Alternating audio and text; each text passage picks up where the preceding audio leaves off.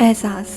हमारे रिलेशनशिप को 2 साल होने को आए थे, पर मुझे पता ही नहीं चला कि ये 2 साल कब हो गए।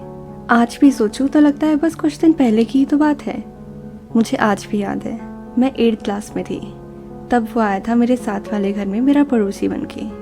जब उसे पहली बार देखा तो कभी नहीं सोचा था उसे दिल दे बैठूंगी, पर ना जाने क्यों धीरे धीरे उसकी आवाज़ सुनना चाहती थी, उसका नाम जानना चाहती थी, उसके बारे में सब कुछ जानना चाहती थी।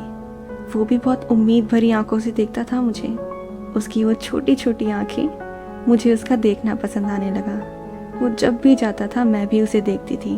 उसके वापस आने का इंतज़ार करना, जब मैं नहीं जानती थी मैं उसको और पसंद करती जा रही हूँ। एक दिन वो अपने भाई के साथ अपनी कार पर अपना नाम लिखवा के आया, निशांत। जब मुझे पहली बार उसका नाम पता चला, फिर 3 साल यूं ही हमने एक दूसरे को देखने में निकाल दिए। उसका भी मेरे लिए नीचे आना और मेरा बेवजह बार बार उसके सामने से निकल कर जाना।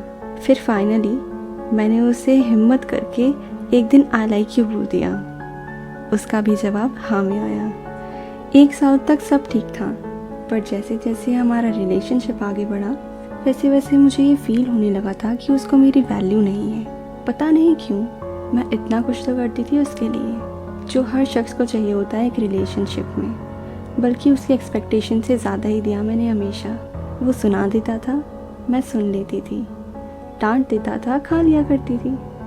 लड़ाई झगड़े, उसी का रूठना, उसी को मनाना।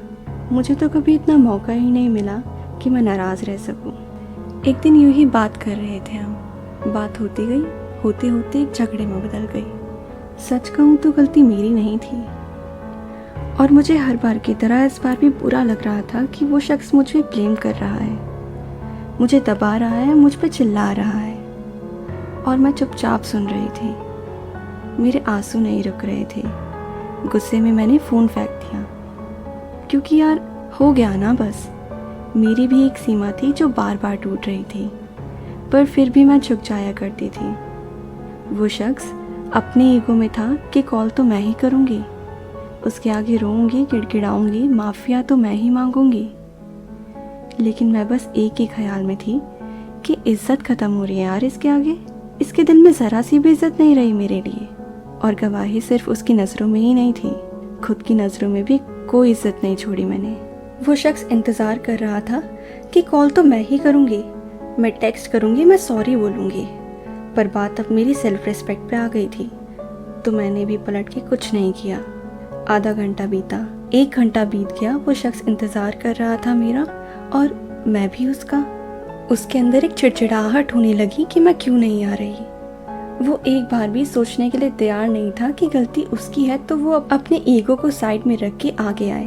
बस यही सोचता रहा कि मैं अब तक आ रही हूँ तो अब क्यों नहीं आ रही। 2 घंटे बीत गए, उसकी कॉल आई, मैंने कॉल पिक करी। उसने मुझसे कहा, ज़्यादा ईगो आ रहा है तुम्हारे अंदर, किस बात का एटीट्यूड दिखा रही हो। मैंने फ़ोन रख दिया। मुझे फिर कॉल आया और कहा, What the hell is wrong with you? How dare you hang up my call like this?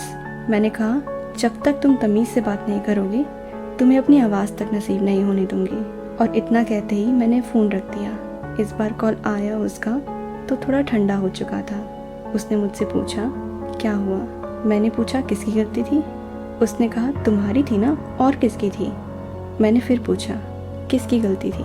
उसने कहा, तुम्हारी थी ना, तुमने ऐसा किया वैसा किया। मैंने कहा, आखिरी बार पूछ रही हूँ, सोच समझ के जवाब देना, किसकी गलती थी? वो घबरा गया कि इतना सीरियस जो मैं पहले कभी नहीं हुई वो आज कैसे हो गई। मैंने पूछा, बताओ किसकी गलती थी? उसने कहा, मेरी। मैंने पूछा, क्यों इंतज़ार कर रहे थे मेरा, कि मैं आऊँ और तुमसे माफ़िया मांगूँ?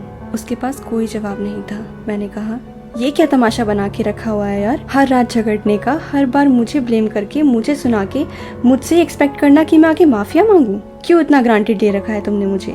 नहीं पसंद तो बोल दो मुंह पे कि नहीं पसंद आ रहा, और इस रिश्ते को यहीं ख़त्म करो, क्योंकि मेरा अब दम घुट रहा है यहाँ। बार बार रिश्ते को बचाने के लिए झुक जाती हूँ तो तुमने फ़ायदा ही उठाना शुरू कर दिया इस बात का। काफ़ी देर सुनाया मैंने उसे, जितनी भड़ास थी सब निकाली, जितने इमोशंस दबे थे वो सब बाहर निकले, क्योंकि दिल भारी हो चुका था मेरा इतना बोझ लिए हुए। वो सब कुछ सुनने का असर कुछ इस तरह हुआ कि उसके आंसू निकल गए। उसे एहसास भी हुआ अपनी गलतियों का।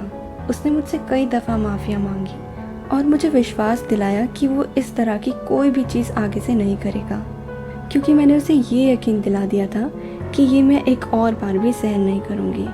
मुझे ग्रांटेड लेना तुम्हें इस रिश्ते से कॉम्प्रोमाइज़ करने जितना दूर ले जाएगा, और रिश्ते का टूटना तो कोई भी इतनी आसानी से गवारा नहीं करता। वो शायद पहली बार मैंने स्टैंड लिया था खुद का, और लेना भी ज़रूरी था। इज़्ज़त सिर्फ उसकी नज़रों में ही नहीं बल्कि अपनी नज़रों में भी बढ़ी, और कुछ इस तरह एहसास दिलाया मैंने उसे उसकी गलतियों का।